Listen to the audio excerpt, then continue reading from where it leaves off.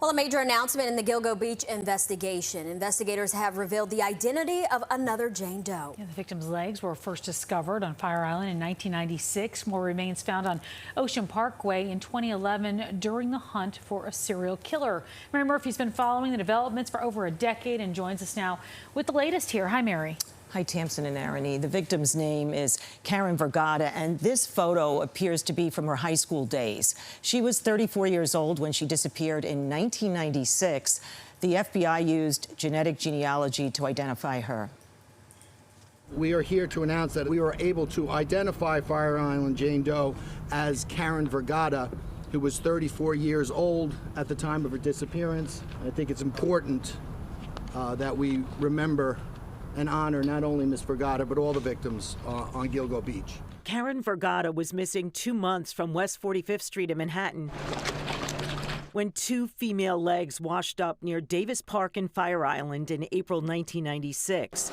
No one knew who the victim was, and no one filed a missing persons report on Vergata. Believed to be working as an escort at the time of her disappearance. 15 years went by before Vergata's skull was found on Tobay Beach off Ocean Parkway during a search for serial killer victims.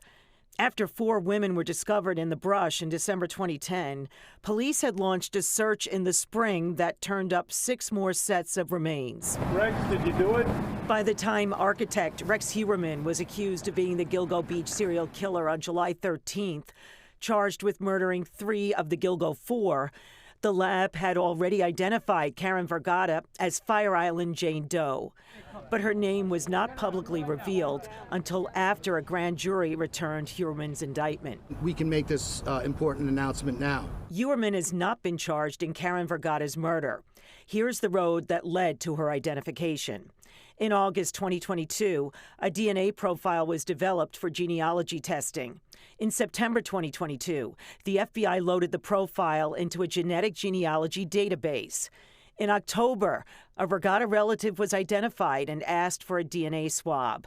A similar process was used to identify Jane Doe number 6 in the Gilgo case after 20 years. Her torso was found in Manorville in 2000. Today, we are announcing that Jane Doe number 6 has been positively identified as Valerie Mack. Jane Doe number 6, a young mom, had gone missing from Port Republic, New Jersey before her remains turned up on Long Island. The Gilgo case still has 3 unidentified human remains. The torso of a victim known as Peaches was discovered in Hempstead in 1997 before other remains were found on Ocean Parkway in 2011. A toddler who is the daughter of Peaches was never identified, and neither was the victim known as Asian John Doe, who was dressed in women's clothing. The DA is going to handle the Gilgo 4 prosecution himself. And the Suffolk County Police Commissioner, Ronnie Harrison, told me today he's going to add personnel to the task force investigating all the cases. Tamsin and Arnie.